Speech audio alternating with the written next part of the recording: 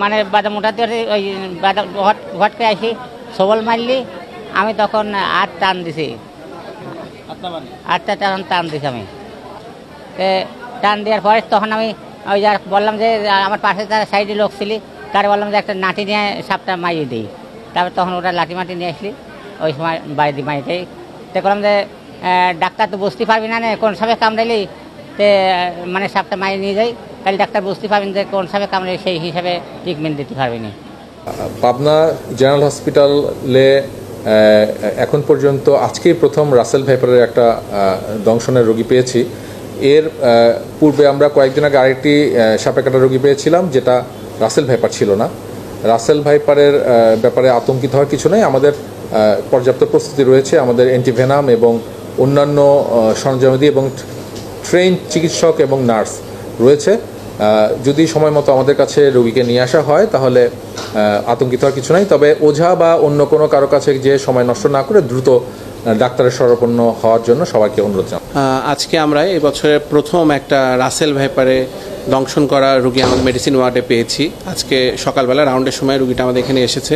আসার সাথে সাথেই আমরা রুগীটার সমস্ত পরীক্ষা নিরীক্ষা করে দেখেছি, রুগীটার দংশন কোনো চিহ্ন নেই, কিন্তু রুগীটা সাপ নিয়ে এসছে, একটা মৃত রাসেল ভাইপার সাপ তারা মেরে নিয়ে এসছে। রুগীটা পরীক্ষা করে আপাতভাবে এখন পর্যন্ত রুগী 2.5-3 ঘন্টায় কোনো প্রকার উপসর্গ ডেভেলপ করে নেই। এই জন্য আমরা অন্যান্য সিমটোমেটিক ট্রিটমেন্ট দিয়ে রেখেছি এবং সকল প্রকার যে আমাদের অ্যান্টিভেনম এবং অন্যান্য ব্যবস্থাপনা রেডি রেখেছি। যদি লাগে, আমাদের সিনিয়র স্যাররাও দেখেছেন, যদি লাগে সেই ক্ষেত্রে যা করণীয় সেটা করব। রুগী আমাদের মেডিসিন ওয়ার্ডে রয়েছে এবং আমরা তাকে বারবার দেখছি। আমাদের যারা শিক্ষানবিশ ডক্টর আছে এবং আমি অ্যাসিস্ট্যান্ট রেজিস্ট্রার মেডিসিন, আমরা সবাই দেখছি, আমাদের সিনিয়র স্যাররাও দেখেছেন। সব মিলিয়ে মনে হচ্ছে রুগী এখন পর্যন্ত স্টেবল আছে। আজকে আমরা আসলে একটা রাসেলস ভাইপার বাইটের পেশেন্ট পেয়েছি। আমি যখন পেইং বেডগুলোতে রাউন্ড দিচ্ছিলাম তখনই আমার ওয়ার্ডের একজন অ্যাটেন্ডেন্ট গিয়ে আমাকে বললো যে স্যার একটা রাসেলস ভাইপার বাইটের পেশেন্ট আসছে। তো আমি বললাম রাসেলস ভাইপার তুমি কীভাবে বুঝতে পারলে? সে বললো স্যার সাপও ধরে নিয়ে আসছে। আমি সাথে সাথেই পেইংয়ের রাউন্ড শেষ করে সেই রোগীটার কাছে গেলাম। প্রথমে আমি রোগীটা দেখলাম যে রোগী স্টেবল অবস্থায় আছে। রোগীর সাথে কথা বলেছি। রোগী আমার সাথে পরেও আরেকবার রোগী দেখেছি, রোগী সচেতন ছিলেন। তাকে জিজ্ঞেস করলাম ঘটনা কী ঘটেছিল। এই ভদ্রলোক একজন আসলে কৃষক। উনি চরাঞ্চলে তার বাড়ি, ঘাসচর নামে জায়গায় বাড়ি। ওখানে উনি চরে বাদাম তুলতে গিয়েছিলেন। সেই সময় একটা ছোট সাপ, আমরা সাপটা পরে দেখেছি, সাপের বাচ্চা ওনার হাতে কামড় দেয়। তো উনি দেখালেন কামড়টা দিয়েছে হচ্ছে ওনার ডান হাতের বৃদ্ধাঙ্গুলে, এবং এখনও পর্যন্ত যেটা লাকিলি মনে হচ্ছে যে ওনার বৃদ্ধাঙ্গুলের নখের উপরে সাপটা সম্ভবত কামড় দিয়েছে।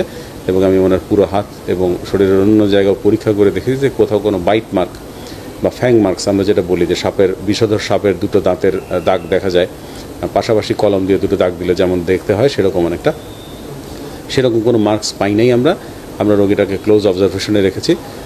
সাপোর্টিভ ম্যানেজমেন্ট মানে অ্যান্টিভেনম ছাড়া রোগীর, যেহেতু আমরা ক্লিনিক্যালি কোনো ইনভেনমেশনের সাইন মানে বিষক্রিয়ার কোনো লক্ষণ পাই নাই এবং রোগীর শরীরেও কোনো বিষধর সাপের দংশনের কোনো চিহ্ন পাইনি, সেজন্য এই মুহূর্তে তাকে আমরা অ্যান্টিভেনম দেই নাই। আমরা অ্যান্টিভেনম আমাদের কাছে ব্যাকআপে রেখেছি, যদি প্রয়োজন হয় তাহলে দেবো। এখন পেশেন্টকে সাপোর্টিভ ম্যানেজমেন্ট, তাকে আইভি ফ্লুইড দেওয়া হচ্ছে, তাকে